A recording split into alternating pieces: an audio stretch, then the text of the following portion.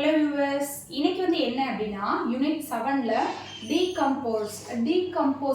Decomposition அப்படின்னா என்ன அப்படின்னா எப்படி வந்து ஒரு இதை வந்து சிதைவு அடையுது அப்படிங்கிறதா வந்து டீகம்போஸ் மெத்தட்ல வந்து சொல்றாங்க.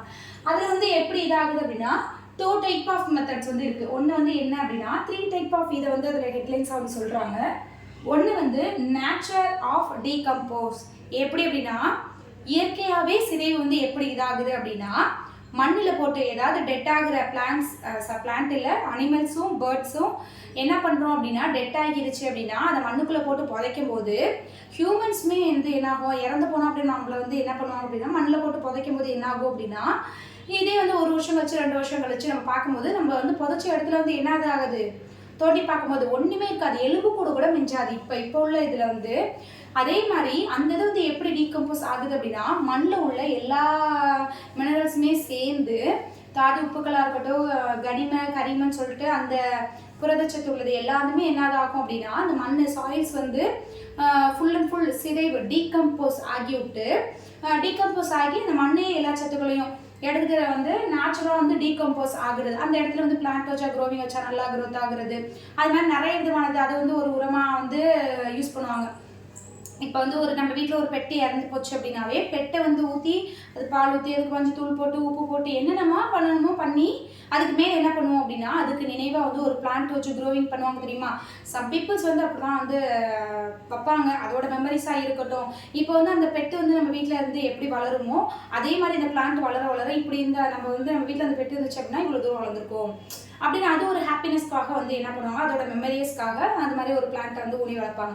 அங்கே என்ன ஆகும் அப்படின்னா டீகம்போஸ் ஆகி அதோட நியூட்ரியன்ட் எல்லாமே வந்து என்ன ஆகும் அப்படின்னா எவாபரேட் ஆகும்போது அந்த பிளான்ட் வந்து இன்னும் நல்லாவே க்ரோத்திங் ஆகும் அப்படின்னு சொல்கிறாங்க.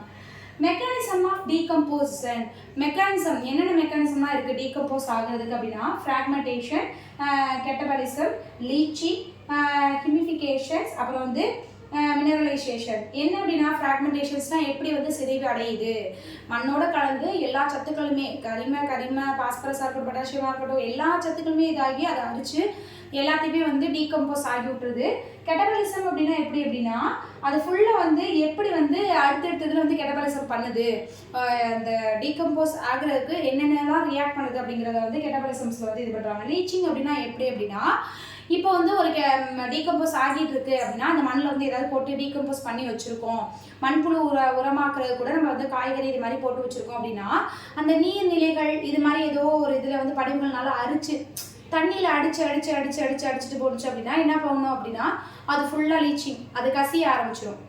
நம்ம ஒரு குறிப்பிட்ட இடத்துல மட்டும் நம்ம வந்து என்ன பண்ணியிருப்போம், லீச்சிங் வந்து ரெடி பண்ணி வச்சுருப்போம், அதோட இது வந்து டீகம்போஸ் ஆகுறது அப்படின்னு. அந்த லீச்சிங் என்ன ஆகும் அப்படின்னா அதில் ஏதோ தண்ணிகள் மூலியமாக அடிச்சுட்டு இன்னொரு அதர் பிளேசஸ் போயிட்டு அதோட மினரல்ஸாக இருக்கட்டும் அதுலேருந்து கிடைக்கக்கூடிய நியூட்ரியன்ஸ் சத்துக்கள் எல்லாத்தையுமே என்ன பண்ணும் அப்படின்னா அங்கேருந்து எடுத்து போய் அந்த மண்ணை வந்து என்ன பண்ணும் அப்படின்னா சாயில்ஸ்லாம் வந்து நல்ல வந்து ஹெல்த்தியாக வந்து இருக்கும் அப்படின்றாங்க.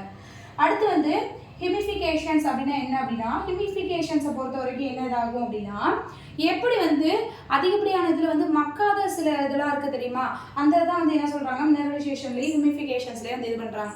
எப்படி அப்படின்னா மக்காத நிறைய நாள் எடுத்துக்கக்கூடியது வந்து என்ன ஆகும் அப்படின்னா இப்போ வந்து 1 வருஷத்தில் வந்து மக்குது அப்படின்னா அது வந்து என்னதாகும் அப்படின்னா ஒரு 2 இயர்ஸ் எடுத்துக்கும் அது மக்கிறதுக்கு டீகம்போஸ் ஆகுறதுக்கு.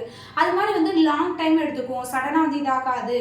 அப்போது லாங் டைம் எடுத்துக்கும் போது அதோட நியூட்ரியன்ட்டும் அதோட மினரல்ஸும் என்ன பண்ணும் அப்படின்னா அதோட நியூட்ரியன்ட் சத்துக்கள் எல்லாத்தையுமே வந்து எப்படி டீகம்போஸ் ஆகி எவாபரேட் பண்ணும் அப்படின்னா கொஞ்சம் லாங் டைமில் தான் கொஞ்சமாக ஸ்லோவாக தான் அதோட மெத்தட்ஸை வந்து அடுத்ததுக்கு வந்து மூவிங் கொண்டு போகும் அப்படிங்கிறாங்க. இப்போ ஃபேக்டர்ஸ் அஃபெக்டிங் டீகம்போசன், இப்போ இந்த ஃபேக்டர்ஸ் வந்து என்னென்னலாம் அஃபெக்ட் பண்ணும் அப்படின்னா டீகம்போஸ் ஆகலை அப்படின்னா ஒன்று என்விரான்மெண்ட், நெக்ஸ்ட்டு அட்மாஸ்பியர், அடுத்து வந்து ஏர், கார்பனாக இருக்கட்டும் ஆக்சிஜனாக இருக்கட்டும் கார்பன் டை ஆக்சைடாக இருக்கட்டும் வாட்டராக இருக்கட்டும் சாயிலாக இருக்கட்டும் நம்மளை சுற்றி உள்ள எல்லா பிஹெச் இன்க்ளூடிங் பிஹெச் முதற்கொண்டு வந்து என்ன பண்ணுது அப்படின்னா எல்லாத்தையுமே டோட்டலாக வந்து அஃபெக்ட் பண்ணி விட்டுருது. இந்த டீகம்போஸ் ஆகாமல் இருந்துச்சு அப்படின்னா சுற்றி உள்ள டோட்டல் ஆஃப் த ஃபேக்டர்ஸ் எல்லாத்தையுமே வந்து அஃபெக்ட் பண்ணி விட்டுருது அப்படின்னு சொல்லி இது பண்ணுறாங்க. அடுத்து வந்து பயோகெமிக்கல் சைக்கிள், அதில் நியூட்ரியன் சைக்கிள்ஸ் என்ன அப்படின்னா gases cycle, sedimentary cycles. Gases அப்படின்னா என்னென்ன அப்படின்னு உங்களுக்கு தெரியும், என்ன கார்பன் ஆக்சிஜன் நைட்ரஜன் இது கார்பன் டை ஆக்சைடு இது எல்லாமே வந்து கேஸஸில் வரும்.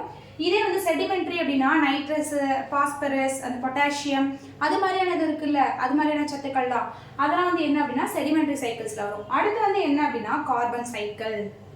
கார்பன் சைக்கிள் வந்து இமேஜஸை பொறுத்த வரைக்கும் என்னதான் இதாகுது அப்படின்னா, ஃபுல் அண்ட் ஃபுல் வந்து அந்த பீட்ஸாக இருக்கட்டும், கோசலாக இருக்கட்டும், ஆயிலாக இருக்கட்டும், எல்லாத்தையுமே வந்து அந்த கம்போஷனாக இருக்கட்டும், ரெஸ்பிரேஷன்ஸாக இருக்கட்டும், ஃபோட்டோசிந்தசிஸாக இருக்கட்டும், ஃபாரஸ்ட் ஃபயராக இருக்கட்டும், டிஃப்யூஷனாக இருக்கட்டும், வேல்கோனா எரப்ஷனாக இருக்கட்டும், இந்த லேண்டில் பொறுத்த வரைக்கும் கூட வாட்டரில் பொறுத்த வரைக்கும் எல்லாமே வந்து என்ன பண்ணுது அப்படின்னா அட்மாஸ்பியரிக் கார்பன் டை ஆக்சைடை வந்து அஃபெக்ட் பண்ணி விட்டுருது. இது வந்து இன்க்ளூடிங் எங்கே அப்படின்னா எரிபொருளை வந்து எரிக்கிறது மூலியமாக தான் வன அழிவு, காட்டுத்தீ அந்த எல்லாமே இறந்த இதனால கரிம பொருட்கள்னால சிதைவு அடைஞ்சு தான் வந்து இதோட அளவை வந்து அதிகரிக்குது அப்படின்னு சொல்கிறாங்க. இந்த கார்பன் சைக்கிள்ஸை பொறுத்த வரைக்கும் என்ன இதாகுது அப்படின்னா எல்லாமே அட்மாஸ்பியரிக்கில் வந்து கார்பன் டை ஆக்சைடை வந்து டோட்டலாக அஃபெக்ட் பண்ணுற போது அது வந்து என்னதில் திருப்பி வந்து கிடைக்கிது அப்படின்னா ஃபோட்டோசிந்தசிஸ் மெத்தட்ஸ் மூலியமாக கிடைச்சி அந்த பிளான்ட்ஸுக்காக இருக்கட்டும், வாட்டரில் வாழக்கூடிய சம் மீனாக இருக்கட்டும், அந்த மாதிரியான இது வந்து இருக்குல்ல, அந்த இது எல்லாமே என்ன பண்ணும் அப்படின்னா அதோட ரெஸ்பிரேட்டரி சிஸ்டம் மூலியமாக தான் வந்து என்ன பண்ணுது அப்படின்னா எல்லாத்தையுமே வந்து அடியில் கொண்டு போய் டீகம்போஸ் ஆகி வச்சுருக்க எல்லாத்தையுமே ஸ்டோர் பண்ணி வச்சிருது. அடுத்து வந்து பாஸ்பரஸ் சுழற்சி.